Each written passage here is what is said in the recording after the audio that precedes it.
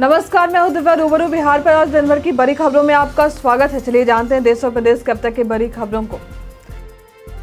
बिहार में लोकसभा चुनाव की सरगर्मी तेज होती जा रही है। इसी सरगर्मी के बीच असदुद्दीन ओवैसी की पार्टी AIMIM के प्रदेश अध्यक्ष अख्तरुल इमान ने लोकसभा चुनाव को लेकर बड़ी घोषणा करते हुए दावा किया है कि AIMIM बिहार में 11 लोकसभा उम्मीदवार चुनावी मैदान में उतरेगा।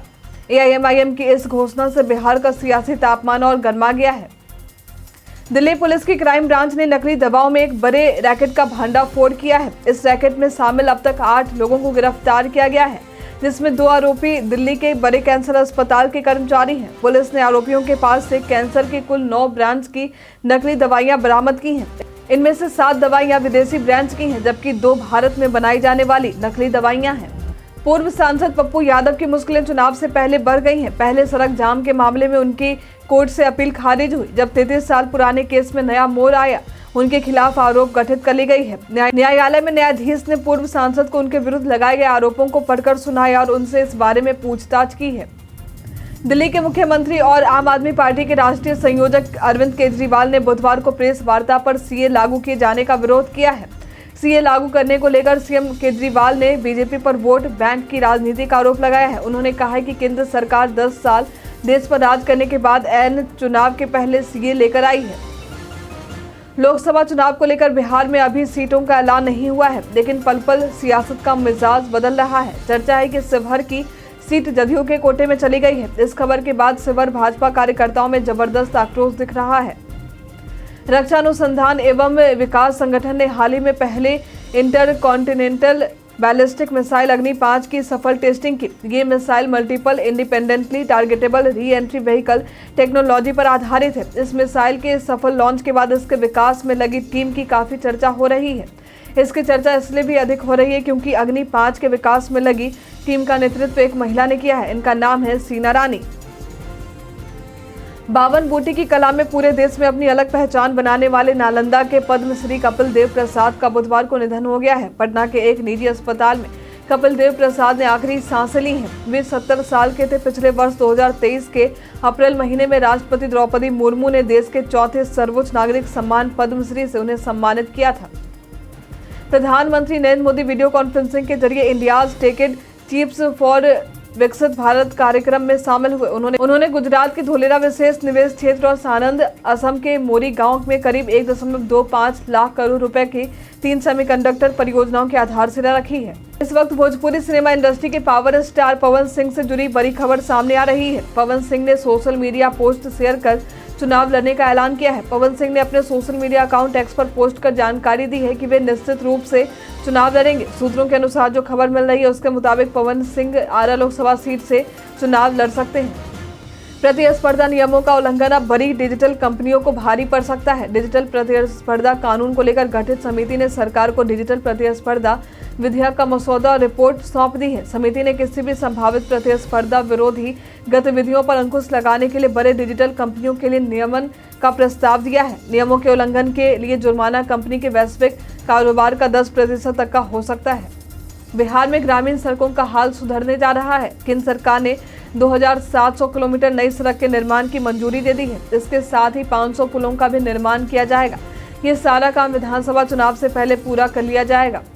रणजी ट्रॉफी 2023-24 का फाइनल मुकाबला मुंबई के वानखेड़े स्टेडियम में विदर्भ और मुंबई के बीच खेला जा रहा है। मुंबई के लिए फर्स्ट क्लास क्रिकेट खेलने वाले भारतीय कप्तान रोहित शर्मा इंग्लैंड को 5 मैचों की टेस्ट सीरीज में 4-1 से हराकर घरेलू टीम के लिए वानखेड़े स्टेडियम पहुंचे हैं। क्रिकेट के लिए रोहित शर्मा का ये जुनून देखते ही बन रहा है। राजधानी दिल्ली से राजस्थान की ओर ट्रेन से जाने वाले यात्रियों के लिए खुशखबरी है। खासकर दिल्ली के बाहरी इलाकों में रहने वाले लोगों को ट्रेन पकड़ने के लिए नई दिल्ली स्टेशन नहीं आना होगा। इस तरह इन यात्रियों का समय और पैसा दोनों बचेगा, क्योंकि दिल्ली के बाहरी इलाकों से नई दिल्ली स्टेशन पहुंचने में जगह जगह जाम में फंसना पड़ता है और ऑटो टैक्सी का किराया भी ज्यादा लगता है।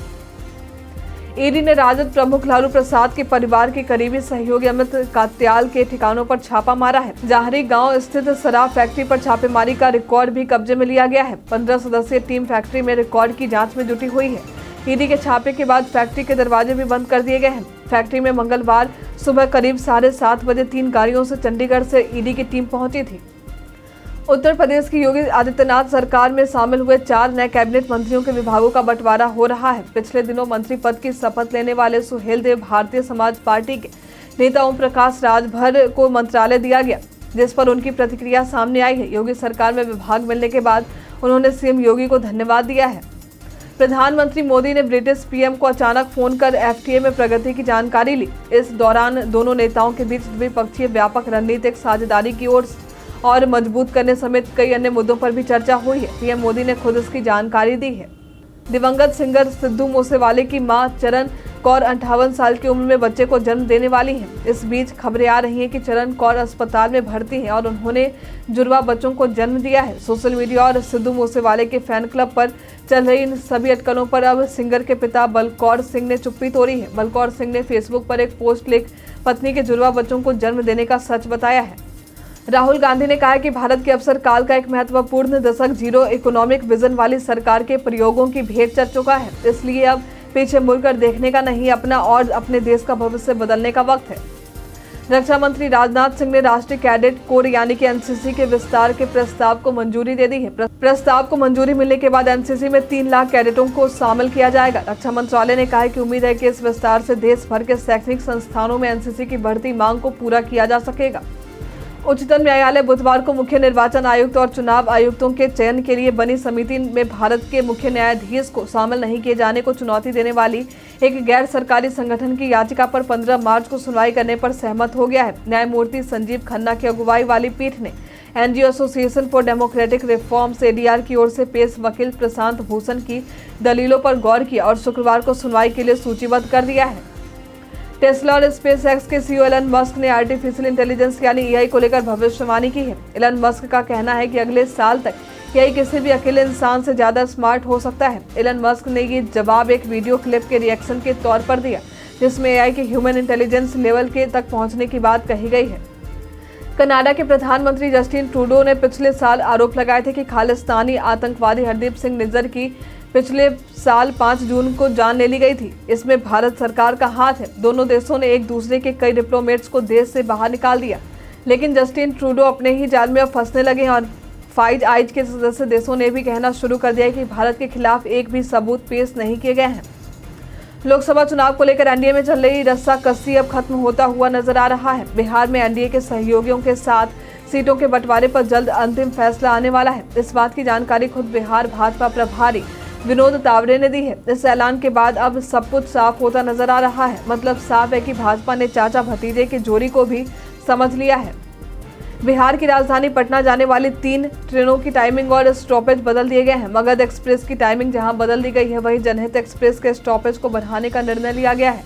अब ये ट्रेन अब पूर्णिया तक जाएगी। ये ट्रेन 12 मार्च को पाटलिपुत्र से 9:20 पर खुलेगी, तो वहीं 15 बजे सहरसा पहुंचेगी। साथ ही ये ट्रेन 17:45 पर पूर्णिया कोर्ट पहुंचेगी। अमेरिका आर्टिफिशियल इंटेलिजेंस पर संयुक्त राष्ट्र में पहला प्रस्ताव लाने जा रहा है। इस प्रस्ताव का पहला मकसद ये सुनिश्चित करना है कि नई तकनीक सुरक्षित और भरोसेमंद हो। दूसरा मकसद सभी विकासशील दुनिया के देशों तक इसकी समान पहुंच हो। इस मसौदे का उद्देश्य ये भी है कि देशों के बीच डिजिटल विभाजन को खत्म किया जाए, ताकि एआई पर चर्चा में सभी एक मेज पर आ सके।